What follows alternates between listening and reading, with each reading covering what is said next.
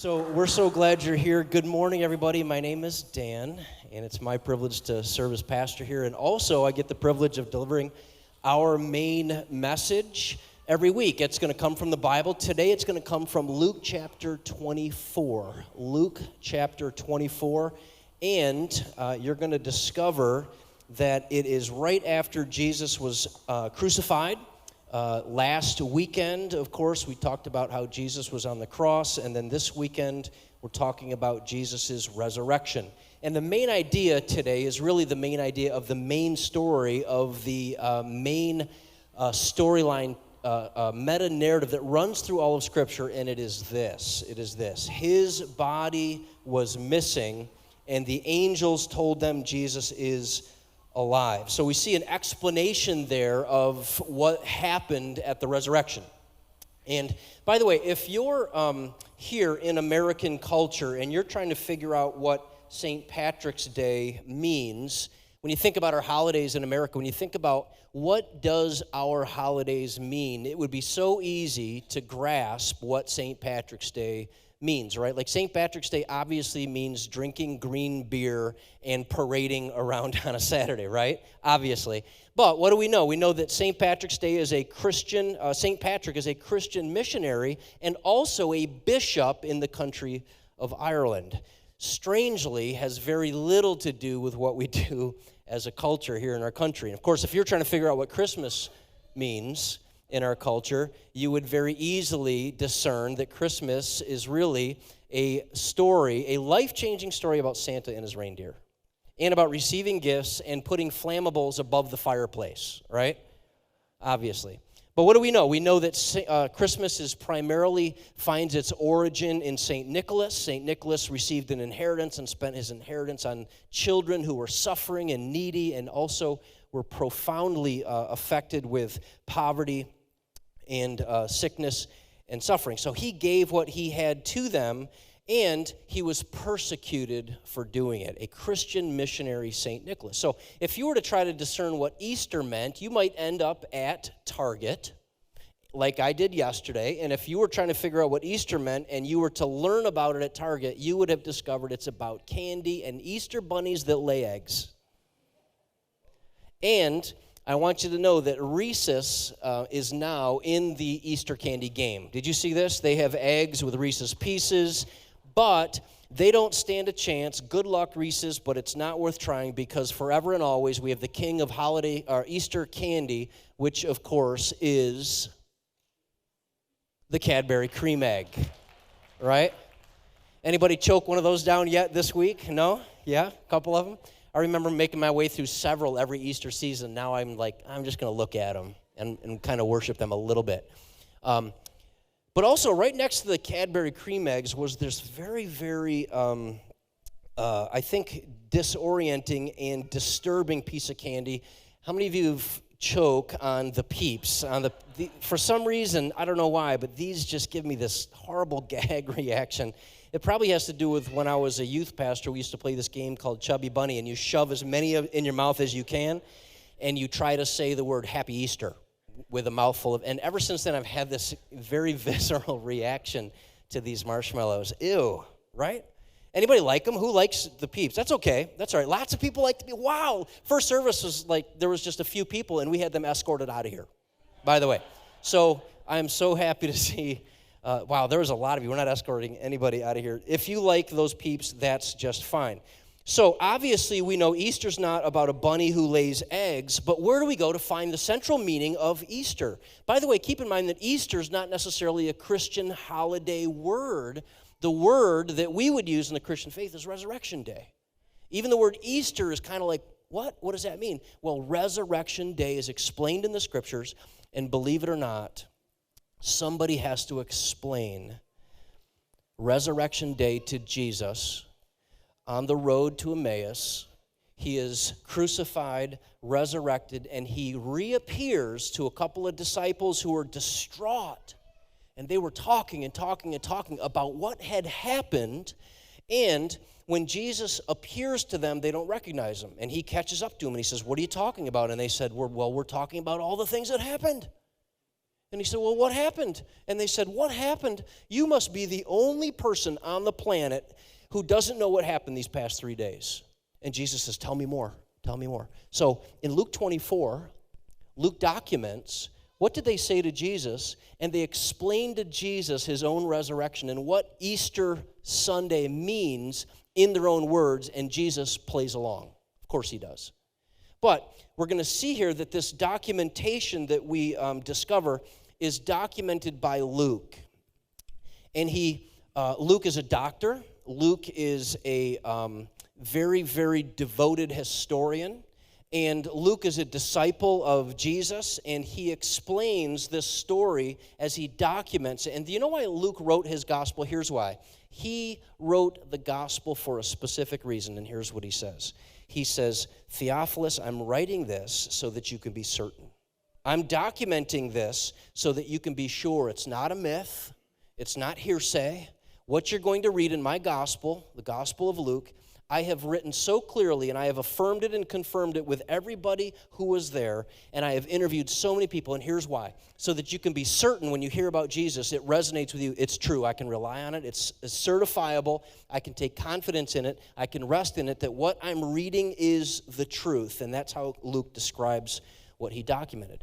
Well, these people say to Jesus, well, do you know what had happened? And Jesus, of course, says, tell me more about what happened. And they go on to explain these things. Here's what they say. Well, there's this things that happened to Jesus who was from Nazareth. You see, Jesus was a prophet. He did powerful miracles, and he was a mighty teacher, both in the eyes of God and also in the eyes of man.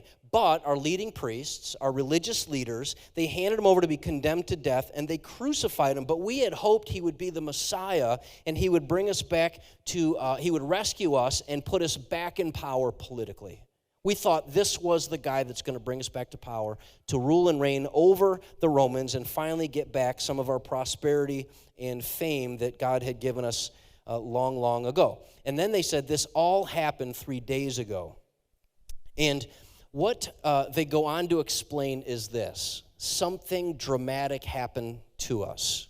We had an experience with an empty tomb, and they document it and describe it to Jesus. And what we get in this is 3 specific keys to understanding the Easter story or the resurrection story. So here's 3 things that they describe to Jesus that Jesus brings to light in this conversation on the road to Emmaus, just 7 short miles in and around Jerusalem. Here's 3 keys to the Easter story. Now, how do you understand it? You start with this. Number 1, hearing with your own ears, hearing an amazing report.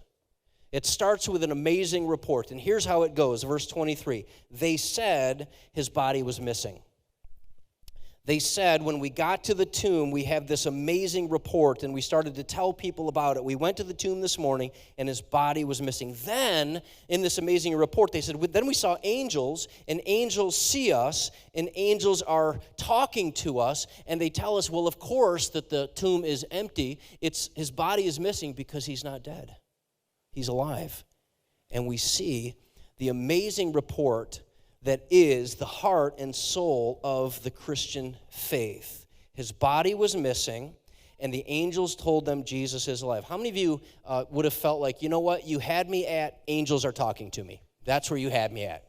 You don't need to tell me where the body is or Jesus is alive or anything.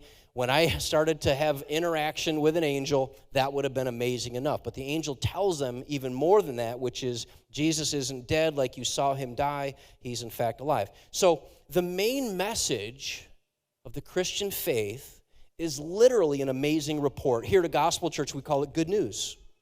It is good news. The main message of the Christian faith is good news, which means it's not good advice. Well, what in the world does that mean? If you had good advice, it would mean somebody is telling you what you need to do. But good news and an announcement, it's a report of something that God has already done.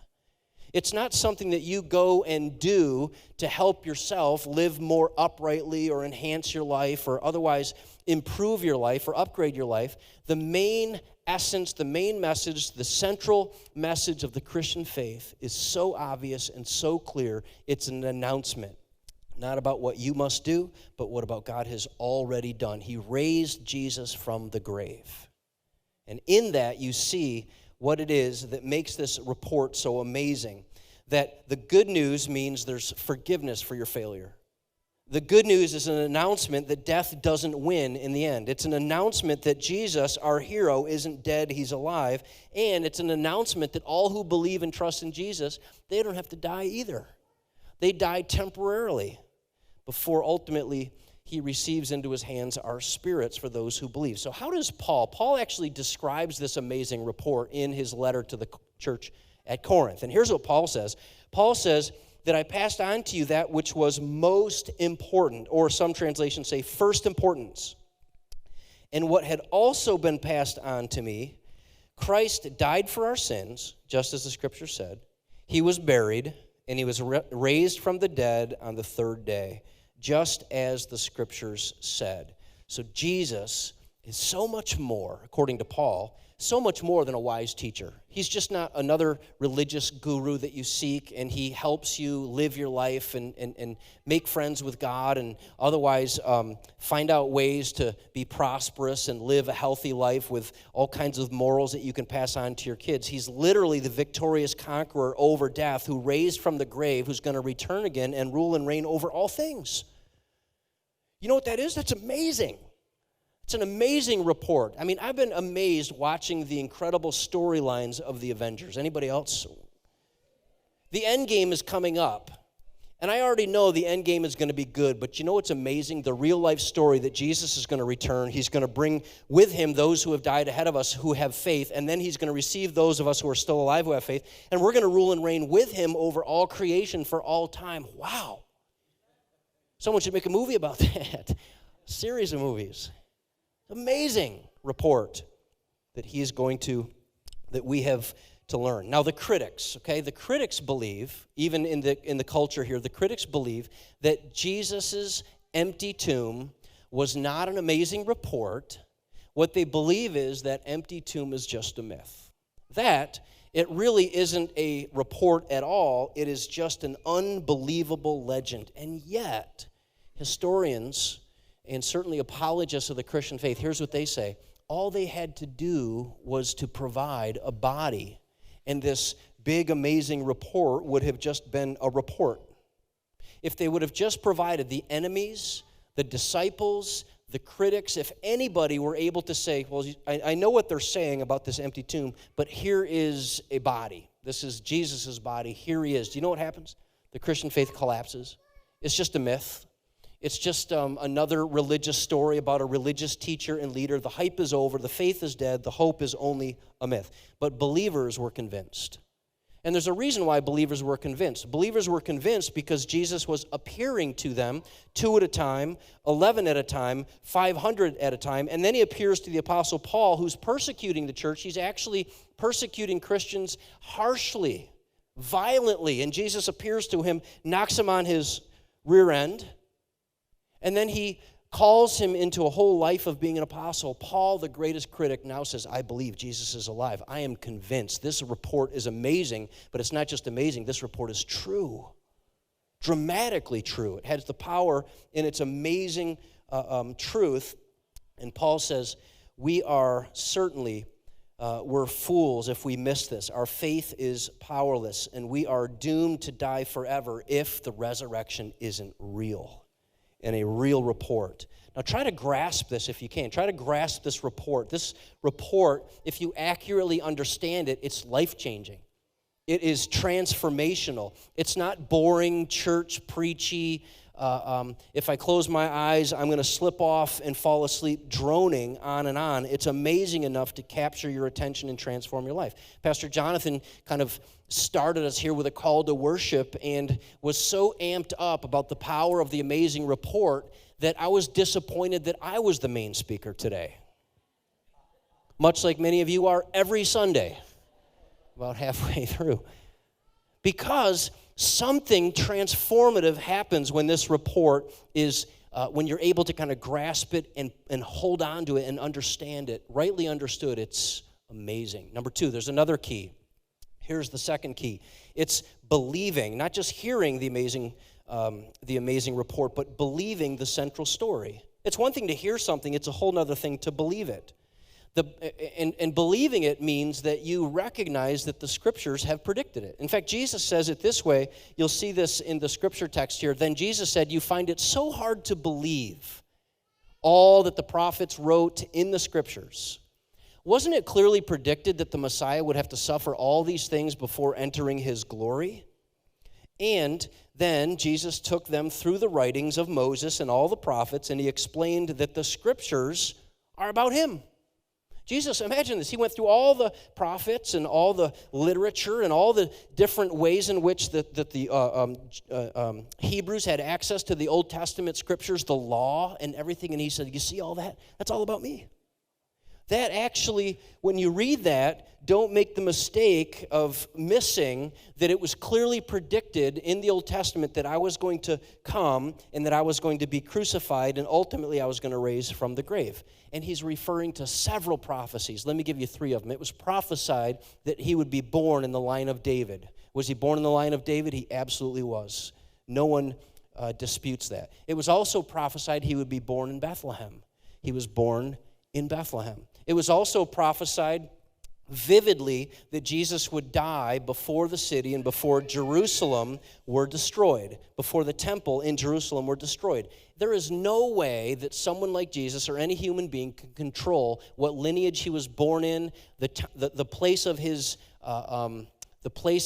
birth, and also the timing of his own crucifixion, his capital punishment and crucifixion. All the Scriptures, Moses and all the prophets pertain to Jesus. Why? Because Jesus is the central focus of the entire Bible. And he opened their minds to help them understand how what they had been hoping for and waiting for and what all of the Scriptures had been pointing to had arrived.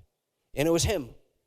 And he explained that in the Old Testament, through God's promises, through God's symbols, and also through the pictures of salvation, that he actually, all of that looks forward to the actual accomplishment of salvation.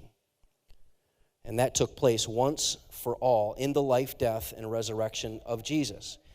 There is this great explanation of how important story is that was written by a man named Alasdair MacIntyre. And Alasdair MacIntyre says this, that you have to interpret things based on the story. And he gives this great example, and he says, imagine you were standing at a bus station, and a young man comes up to you, and he says, the name of the common wild duck is Histrionicus, Histrionicus, Histrionicus.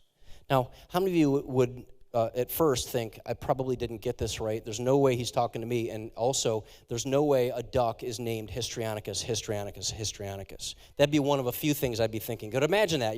Here's what he says. If you're at a bus stop and a young man comes up, that you can kind of discern that a duck has a name and the name is kind of Latin or scientific, but you wouldn't know what that meant. And what he says is the only way to really understand what it means is to grasp the story. So in other words, if that young man had come from, let's say, the library, and someone asked him if he knew what the name of a wild common duck is, and then he looks it up at the library and then mistakenly believes that you were the person who asked him that question, that would explain what was happening. Also, if he was mentally ill, you'd be able to discern, I understand what's happening. He has a mental illness and he's trying to actually he's expressing himself to me. And then thirdly, it's quite possible that he's a foreign spy, and this is the code phrase, and he had a rendezvous set up, and he thought you were the spy. But either way, do you see how all 3 of those circumstances would explain what that statement means? And this is what we're learning, that Jesus, if you take him separately and apart from all the rest of the Scriptures, you have a man who was very wise. He did powerful things. People said he died on the cross and then he was raised from the grave. So what? If you have an entire Scripture, it helps you better understand. What does all that mean? It also helps you better understand what you're reading. How many of you ever come across the story of Abraham and Isaac when God says to Abraham, I want you to take your son's life, and ever thought, that's kind of harsh? Anybody think that? That's kind of harsh. What kind of God do we serve who says to Abraham, take your son's life? Well, here's what we learn. And Timothy Keller writes about this and using this explanation from MacIntyre. Here's what he says. The only way you can understand Abraham and Isaac and what God asked them to do is to understand the storyline of the Bible.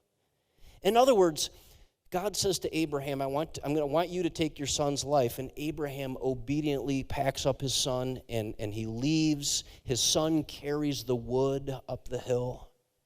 And his son eventually starts to ask questions. And one of his questions is, where's the ram that we're going to sacrifice? And what does God say? God will provide it, right? And then, sure enough, without fail, as Abraham is talking with God, he says, this is my only son, whom I love. And this is some horrible, terrible circumstances, but I will obey you. And what do we learn? That not only does God provide the ram for the sacrifice, he accepts that sacrifice fully on his son's behalf, on Abraham's behalf. And then, just as it says according to the scriptures, he was relieved of this terrible, terrible, terrible sentence or this ask by God. And he received his son after sacrificing the lamb. God was satisfied. And do you know when all that happened? Do you know when he received his son? It was 3 days later after he agreed to take his own life. 3 days later, his son was delivered back to him. No doubt, the same exact 3 days later that Jesus, the Son of God, whom he loved, his only son, was received back to the Father 3 days later.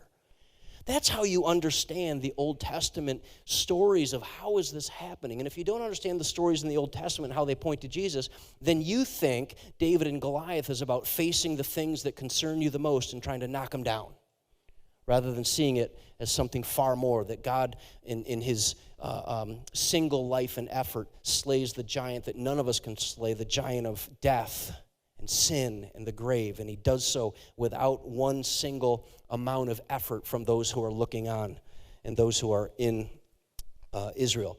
So the Bible is written, of course, not like a novel. It's not simple plot line, not at all. It's got a bunch of individual stories and a lot of non-narrative material and literature and poetry and songs and so on. But God is the author of every part, and he tells one cohesive story, and we know and enjoy that there is an overarching story that reveals the world that he created. There's a basic plot line to the story that helps us understand even things like what we read in Genesis, that Isaac was delivered back to his father. So the Bible is not primarily about us. It is primarily about Jesus. He is the central story, and it is first and foremost about what he has done. It is not primarily about what you and I must do. And it helps us ask the right question. What that means is my central question about my faith is not do I behave, but the real central question is do I believe? Do I trust? Do I receive this? Do I accept this? Is this something that I believe as in a way that I receive it as true and I rest in the assurance? Or is it possible that I only agree with it? I understand it, I don't challenge it, I accept it. I'm not going to certainly make an issue about it. So since the Bible is mainly about the arrival, the life, the death, the burial, and the resurrection of Jesus, it's not about you and your life. It's not about discovering God's principles for enhancing your life, living more successfully, living more morally, living more prosperously. It's not about God's inspiring words to live by with a quote of the moment. And it's not primarily about God's promises to help us succeed. Instead, it is primarily about all that he has done for you to save you. It also means it cannot mainly be about how I behave. It cannot help you, it cannot fix you, and it cannot save you unless you believe this main central story. It's the only way that you can face or experience life transformation. Now, some of you have come across and maybe are on the keto diet. Good for you. Congratulations. When I hear about this keto diet and all that's entailed in it, here's the question I ask.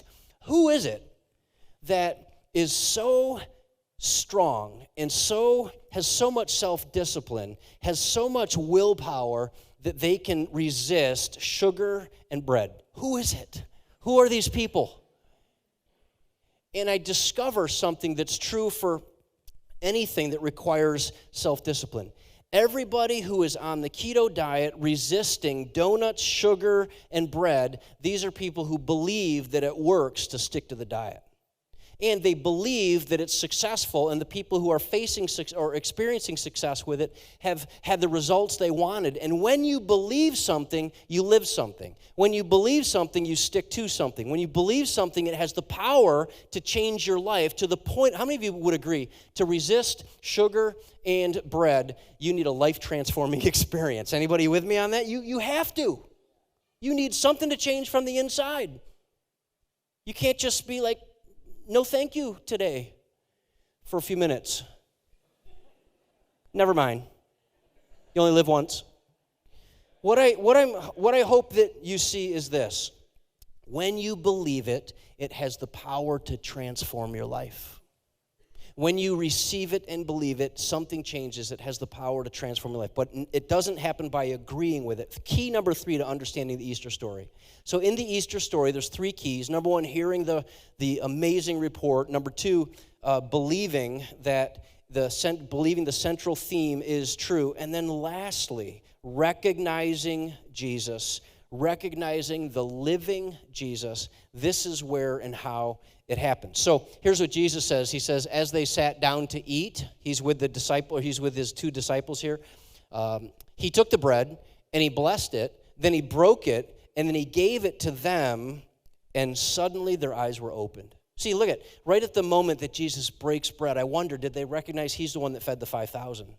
Did they recognize he's the one that they were talking about who broke the bread and he blessed it and then passed it out to his disciples at the Last Supper?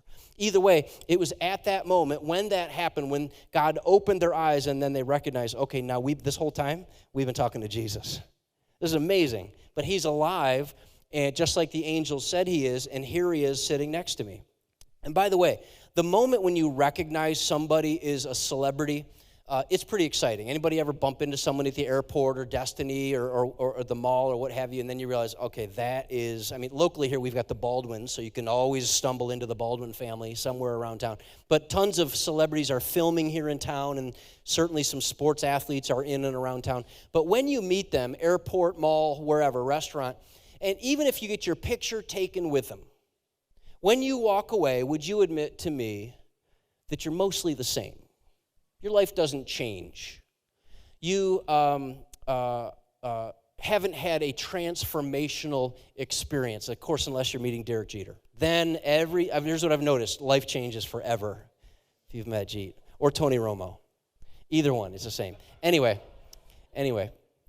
But your life doesn't change by meeting somebody, even though you may have been shocked to see them, even though you may have been fascinated to see them, even though you might have been thrilled to see them, even though they're right here, it's really them, how is this possible? No one's life changes. But when God opens your eyes to recognize Jesus, your life changes. You never leave the same. You don't go away the same. Something turns upside down in your own heart, and when that happens, there's transformation, and it happens. Now, keep this in mind. These disciples who Jesus is talking to, after they kind of finished at the end of the road, Jesus started to kind of leave them, and then they said, well, where are you going? Why don't you stay with us? And at first, they received him as a guest. They were courteous. They were polite. And at the very beginning, they received him as a very interesting guest who was talking and explaining and describing some things that were of interest to them. But even though at first he was only their guest, eventually God did something profound to open their eyes, and they realized this is the one who was just executed. We were just talking about him to him. I would imagine they felt pretty foolish saying, you're the only guy who has no idea what had just happened. And turns out he is the guy to whom it had just happened. But they recognized Jesus finally, and it's so important for us to recognize that our Easter Sunday, it's not an American holiday. Our Easter Sunday that we enjoy together every year is not an Easter bunny story about eggs and candy. It's an astonishing recognition that Jesus is alive and he's defeated death. So what? When your eyes are opened by God, he's not your dead guy religious guru who's teaching you good stuff. He is the one who has conquered death. What does that mean? That means that even though it's time for us to die, when we trust Jesus, this pattern of life after death continues with us, for us, by God's grace. What it means is by his victory over death and the grave, it's imparted and imputed to us who believe, and this pattern continues, and then we are resurrected from the grave. How many of you love the idea that our death, when it's finally over, is only temporary? Because Jesus rose from the dead, he demonstrated that he's in control over all circumstances. He's not going to be submitted to death. So if you're a believer here today and you're already secure in your life after death eternity, keep this in mind. That same power that raised Christ from the dead is in you, and he's in control of over all things. And if he can control someone coming alive out of the grave, he can certainly control anything that you're facing. That's a resounding affirmation. People who don't really believe this story, don't really recognize Jesus to be who he says he is, aren't really settled on or confident in the scriptures. They believe that the meaning of life is to survive and do good while you're here, and that for the most part, all of us and everything is a general accident. And we have to see that what this means is by recognizing Jesus and receiving him to be the central story of the Bible, he becomes your central object of worship and joy.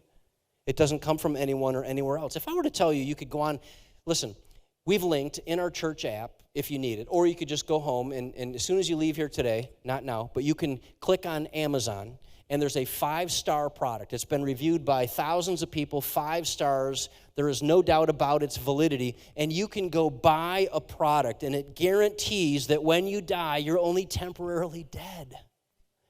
How many of you would think, well, first I want to check the price? Because if that's $39.99, that is way out of my price point. I'll put it on my wish list for Christmas, right? What would you be willing to pay for a product that guaranteed when you're dead, it's only temporary? Your life savings? I'd be willing to spend every dime that my wife has earned in her lifetime on this, honestly, and my kids.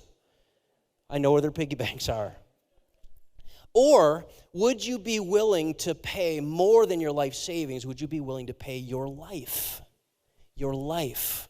What does that mean? It doesn't mean you die. It means you're willing to give up your life in exchange for his life, and with it you get real life, and you get this hope, and you get this sustaining confidence that Jesus has overcome death and the grave and separation from the Father, and he promises it to you too. All who believe would experience this eternal life. Faith and belief, not behavior and performance. Faith and belief. If you're not very amazed about this report this morning, I want to encourage you to do something specific. It's not hard, it's pretty simple, and it's simply this: to just review this report. Just review it. To help you do that, we have a book we'd love to give to you. On your way out, you can grab them. They're on the wall out there. It's got a red sign in front of it. It's The Essential Jesus. And this will help you really kind of tune into and focus in on the specifics of this amazing report. And you can read the gospel of Jesus for yourself, by yourself. And it's my hope that that story comes alive to you and becomes an amazing report. You still may be foggy about the meaning of the Bible. The way you've read the Bible and understood the Bible is basically it's a separate, scattered moral stories on how to kind of live better and make God happier and how to be more well-behaved. And it's possible that you're still foggy about the meaning of the Bible. I would love for you to consider relearning the Bible. I've got this handout for you in the notes. If you had any notes when you came in, if not, we can certainly get you some or link to it somehow. But there's this great narrative written by Timothy Keller where he describes what's the central meaning of the scriptures. And it wouldn't take long at all to better understand how the whole Bible works together and how it's all narrated with the same story. Also, it's possible that from your past church experience, it's possible that for the most part, what you recognize about the Christian faith is some of your bad experiences. You've had a bad experience perhaps with a priest, a pastor, a church family, and when you think about the Christian faith, you don't necessarily think about Jesus. You recognize that it's all associated to heartache, being let down, disappointed, betrayed, or otherwise a painful experience. And what I want to ask you to consider this morning is, would you consider refocusing, not on your church experience, not on your past hurts, not on the failures and flaws of God's church leaders and church family, but instead refocusing on Jesus specifically? Do you know what happens when someone gets a grasp of who Jesus is? Something lights up on the inside. There's a fire that happens. And the way that it was described by the disciples, they said, didn't our hearts burn? When Jesus was talking and explaining all this stuff when we realized what was happening, didn't it all kind of feel like our hearts were burning inside of us? And when it comes to life for you, there's the sense of warmth of God's love when we understand that the scriptures tell us about Jesus. When we believe that Jesus is alive, then we can boldly express with certainty some confidence.